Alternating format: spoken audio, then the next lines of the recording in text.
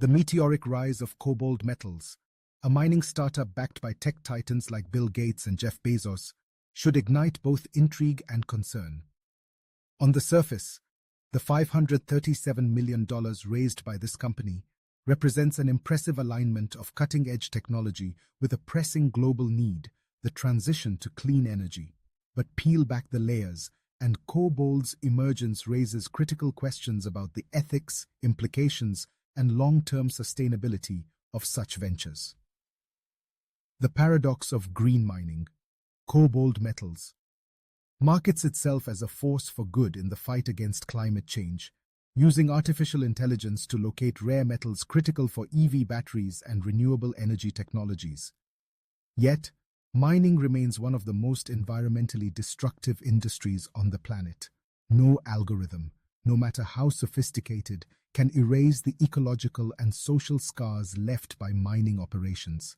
The irony here is palpable, solving one environmental crisis by exacerbating another. Billionaires as climate saviors? The involvement of billionaires like Gates and Bezos adds another layer of complexity. Their financial clout and innovation pedigree lend KoBold undeniable credibility, but it also feeds into the myth of the benevolent billionaire savior.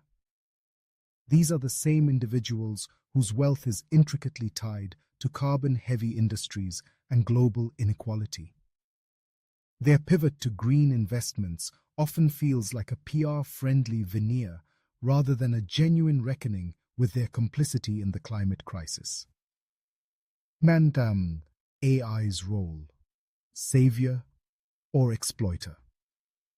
KoBold's reliance on AI to revolutionize mineral discovery is undeniably innovative, but it's worth questioning whether this tech-centric approach will truly lead to sustainable outcomes. AI may streamline exploration, but it also risks turning mining into an even more voracious industry. By making it cheaper and faster to locate valuable resources, AI could incentivize companies to exploit previously untouched areas, including fragile ecosystems and communities that have resisted industrial encroachment. The Global South, a familiar target. History suggests that mineral-rich regions in the Global South will bear the brunt of KoBold's operations.